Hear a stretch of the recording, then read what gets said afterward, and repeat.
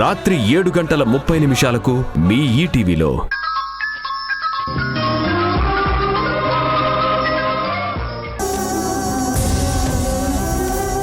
Complaint ఇచ్చే ముందు 1కి 4 సార్లు కన్ఫర్మ్ చేసుకొని ఇవ్వాలి మేడం. అనవసరంగా మా టైం వేస్ట్ అయిపోయింది.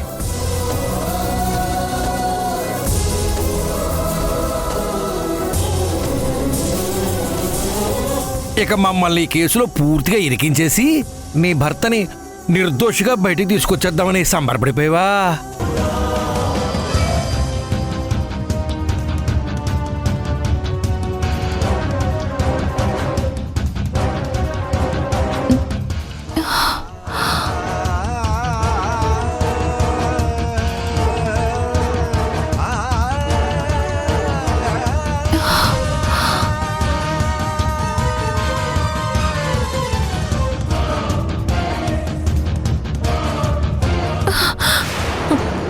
అమ్మా,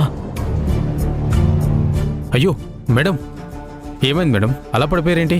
నీరసంతో కాస్త కళ్ళు తిరిగినట్టు అనిపించింది డాక్టర్. ఒకసారి చెక్ చేస్తాను రండి మేడం. ఆహా, పర్వాలేదు డాక్టర్. నా మాట వినండి మేడం. మీ హెల్త్ కండిషన్ ఎలా ఉందో ఒకసారి చెక్ చేస్తే తప్పేం లేదు కదా. ఒకసారి చెక్ చేసుకుంటే మంచిది కదమ్మా, వెళ్ళు.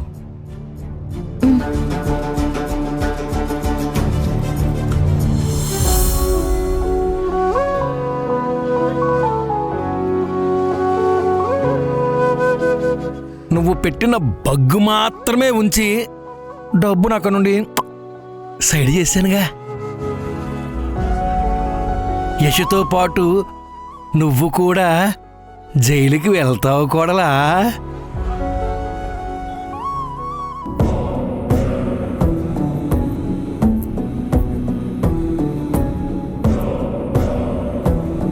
మూర్తి గారు, సింధు ఏమైనా వచ్చిందా?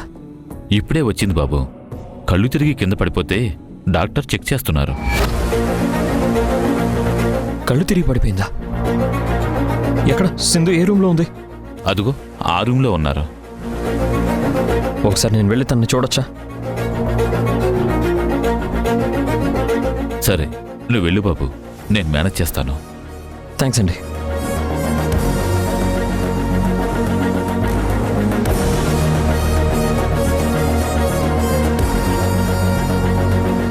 మీరు బాగా హై టెన్షన్ ఫీల్ అవుతున్నారు.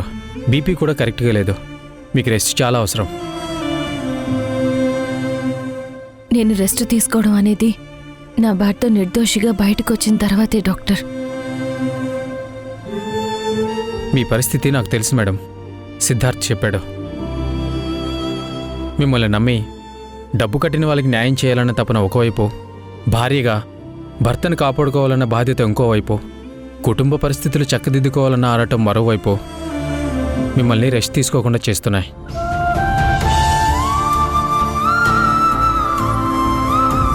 అందువల్లే మీకు కంటి నిండా నిద్ర లేదు, కడుపు నిండా తిండి లేదు.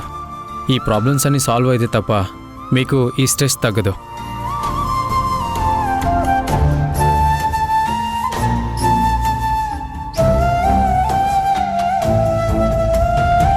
కాసేపు మీరు రిలాక్స్ అవ్వండి. కాస్త స్ట్రెస్ తగ్గుతుంది. యష్, మీరేంటి ఇలా వచ్చారు?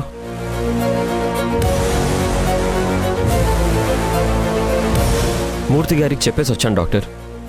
సింధుతో ఒక 2 minutes మాట్లాడాలి. త్వరగా మాట్లాడి వెళ్ళండి. అలాగే డాక్టర్. వెళ్ళండి. యష్, నువ్వెందుకు బయటకు వచ్చావు? నా వల్లే కదా సింధు నీకు ఈ స్ట్రెస్ అంతా. నాకేం స్ట్రెస్ లేదు యష్, నేను బాగానే ఉన్నాను. ఏదో చిన్న అలసట అంతే.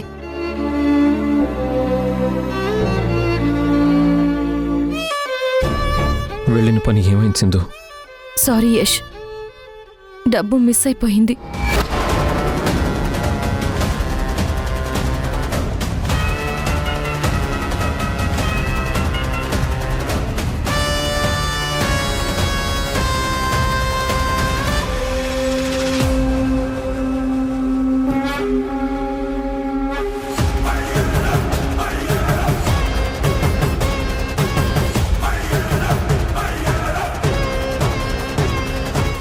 ఏమైంది సింధు?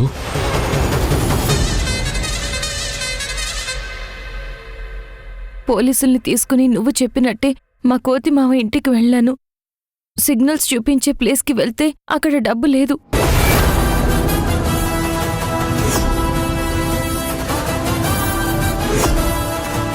నేను బగ్ పెట్టిన విషయం మా మంకీ మావ ముందుగానే పసిగట్టి డబ్బుని వేరే ప్లేస్కి మార్చేశాడు.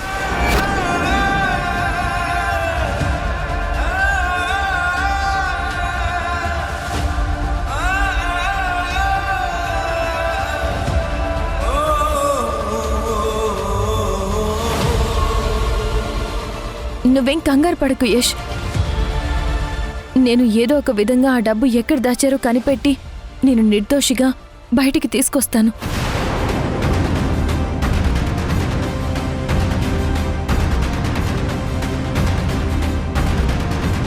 నువ్వు నా వల్ల బాగా సఫర్ అవుతున్నావు సింధు. నా జీవితంలోకి వచ్చి ఏ రోజు నువ్వు సంతోషంగా లేవు. నీకు, అమ్మకి, నాన్నకి, పిల్లలకి ఎవరికి న్యాయం చేయలేకపోతున్నాను. నేను ఒక అసమర్థుడిలా మిగిలిపోతున్నాను సింధు. ఇలాగే ఇంకోసారి జరిగితే అసలు నా మీద నాకు నమ్మకమే రాదు సింధు. ఎందుకు యష్ అలా డిసప్పాయింట్ అవుతావు? మనం గెలుస్తాం. ఖచ్చితంగా నువ్వు ఈ కేసు నుంచి బయటపడతావు. నాకు నమ్మకం లేదు సింధు. యష్ అలా డిసప్పాయింట్ అవ్వకు. నేను చెప్తున్నాను కదా, నేను నిన్న ఇంటికి తీసుకొస్తానని అత్తయ్యకి మాట ఇచ్చాను యష్. ఆ మాట నిలబెట్టుకుంటాను. ఆలోచిస్తే ఏదో ఒక పరిష్కారం తప్పకుండా దొరుకుతుంది. నువ్వు డిసప్పాయింట్ అవ్వకు యష్, ప్లీజ్ యష్.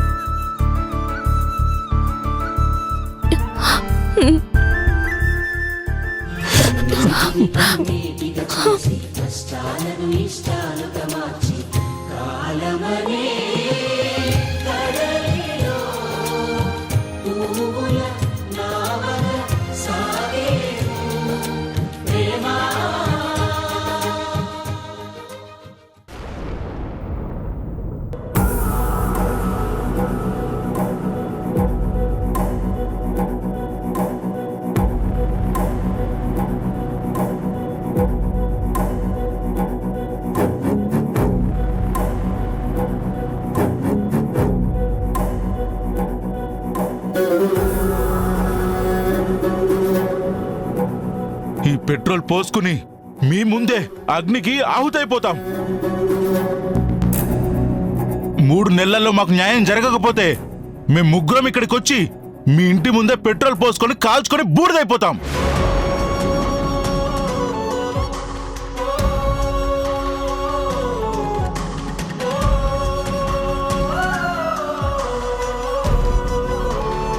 నీకు, అమ్మకి, నాన్నకి, పిల్లలకి ఎవరికి న్యాయం చేయలేకపోతున్నాను.